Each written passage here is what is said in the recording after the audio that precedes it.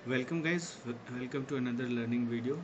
देखिए, इस लेक्चर में काफ़ी इंपॉर्टेंट कंसेप्ट को हम लोग एक डिस्कस करेंगे कि देखिए, कोई भी एक चीज़ तो आपको पता है कि किसी भी इंस्ट्रूमेंट को आप ट्रेड कर रहे हो, किसी भी स्टॉक को आप ट्रेड कर रहे हो, तो जब तक आप सेक्टर को नहीं देखते हैं, जब तक आप बिना सेक्टर को देखे बिना आप अगर सिर्फ किसी भी स्टॉक में ट्रेड करते हैं, तो मुझे नहीं पता कि आप क्या कर रहे हैं। कहने का मतलब क्या है कि बिना सेक्टर को देखे हुए किसी भी स्टॉक में आप ट्रेड करते हो तो उसके रिजल्ट्स प्रॉमिसिंग नहीं होंगे।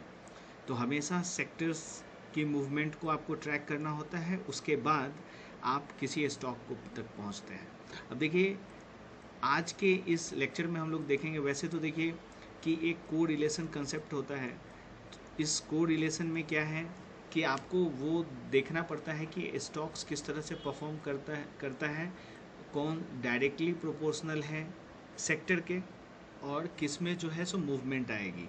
ठीक है, तो हम लोग आज के इस वीडियो लेक्चर में ये डिस्कस करेंगे कि कभी कभी जैसे देखिए, कोई भी सेक्टर है, सेक्टर में इस तरह से मूवमेंट हो रही है, ठीक है, और ये ब्रेकआउट आपको देखने को मिला।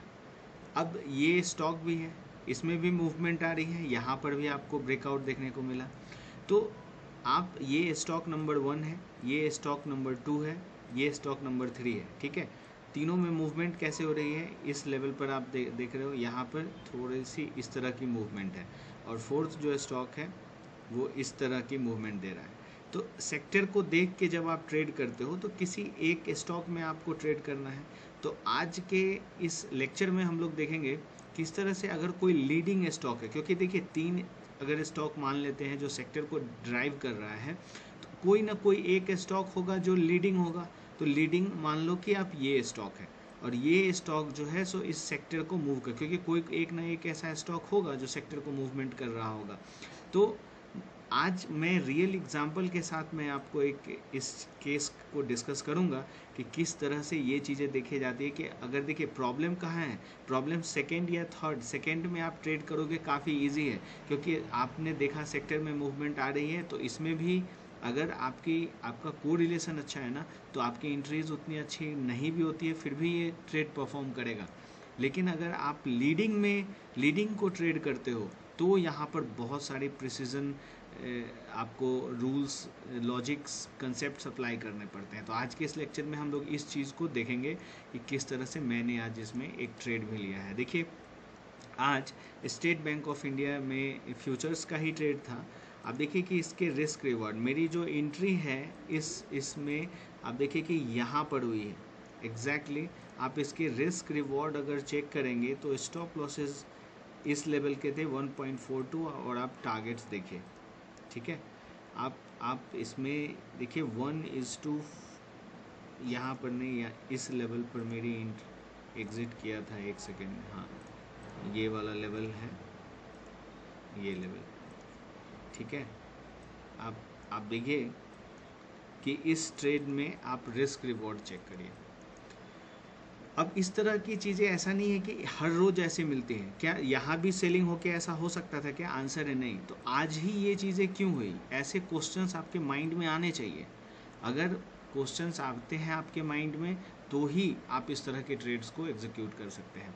अब देखिए, इस ट्रेड से पहले जो सेक्टर में जो मूवमेंट थी वो क्या थी, वो मैं आपके साथ डिस्कस करूँगा, और साथ में इसमें क्या मूवमेंट थी। अब देखिए, हम लोग आ जाते हैं, ये PSU सेक्टर है, ठीक है, और ये क्या है, स्टेट बैंक का चार्ट है।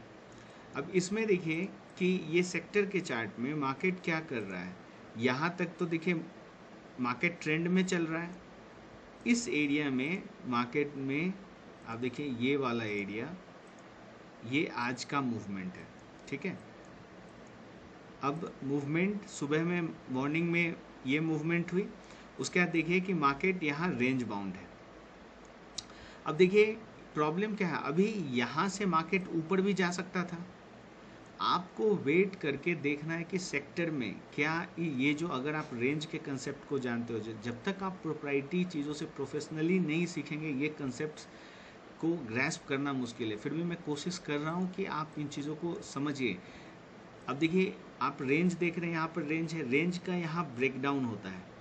अब देखिए 115 और आप देखिए कि यहाँ पर भी 15 मिनट्स पर आ जाते हैं 115 इस लेवल तक मार्केट है यहाँ, ठीक है। इसके ऊपर नहीं जा पाता है, इस रेंज का ब्रेकडाउन हुआ, रीटेस्ट, सेलिंग और इस लेवल से फॉल। तो आपको सबसे पहले लीडिंग स्टॉक्स में जैसे सेक्टर में सेलिंग क्यों आई, क्वेश्चंस ऐसे सोचना है आपको ये सेलिंग ही क्यों आई। देखिए सेक्टर को अलग से ट्रेड तो किया नहीं जाता है, आप ऐसा तो नहीं कह सकते कि सेक्टर में सेलिंग आ गई और इसको देख के आप स्टेट बैंक को ट्रेड कर रहे हैं, ऐसा नहीं है। वो बाकी जो मैंने 2-3 आपको स्टॉक्स बताएं कि जब मूवमेंट हो जाए उसके बाद आप PNB, bank of Baroda, Canara bank में देख रहे हो कि ट्रेड है, वो अलग चीज़ है। मैं लीडिंग की बात कर रहा हूँ। तो लीडिंग में आपको प्राइस एक्शन देखना पड़ता है, और जब आप वो देखते हैं कि इसके कारण सेक्टर में सेलिंग आ रही है, तो एक पार्टिकुलर लेवल पर जब आप एंट्रीज को आइडेंटिफाई करते हैं तो ये आपको मूवमेंट मिलती है। तो एक बार फिर से मैं रिकॉल कर रहा हूँ इन चीज़ों को कि किस तरीके से आपको क्या है ना कि लीडिंग को आप सेलेक्ट करते हैं तो उसमें आज मूवमेंट आ रही है या नहीं, वो आपको यहाँ पर जो लॉजिक्स अप्लाई करने हैं, इंट्रीज के जो लॉजिक हैं, कोरिलेशंस, यहाँ पे मोमेंटम फेडिंग के कंसेप्ट्स, ये सारी चीज़ें आप इस लेवल पर अप्लाई करोगे। आपके जो भी पैरामीटर्स हैं अगर वो यहाँ पर मिलते हैं और ये इशारा करते हैं कि ठीक है आज मार्केट में यहाँ से ब्रेकडाउन होगा, तो फिर आपको यहाँ पर सेक्टर पर जाना है। और यहाँ पर अगर आप देखोगे कि यहाँ ये भी कंफर्मेशन दे रहा है, तब आप इस राइड को काफ़ी अच्छे से एंजॉय कर सकते हो, ठीक है। तो इस तरीके से आप लीडिंग जो स्टॉक्स है उसमें आप ट्रेड करते हैं। फिर भी अब आपके कुछ और भी क्वेश्चंस हैं, do let me know in comment section. और अगर आप इंटरेस्टेड हैं इन सारी चीज़ों को, स्टॉक सिलेक्शन, एक एक स्टेप, इंट्रीज एग्जिट कैसे बनाते हैं, इन सारी चीज़ों में इंटरेस्टेड है सीखने में, do let me know through email और व्हाट्सएप। ऑलराइट गाइस, इस अभी जो करेंटली मैं बैच शुरू किया है उसमें क्या है कि कुछ सीट्स अवेलेबल है, काफ़ी कम काउंट्स में मैं स्टूडेंट्स को ले रहा हूँ क्योंकि 1-to-1 इंटरेक्शन है सबके साथ, एक एक स्टूडेंट के साथ हाफ एन आवर का सेशन होता है। तो इसमें आप चाहें तो इनरोल कर सकते हैं। Alright, thanks for watching.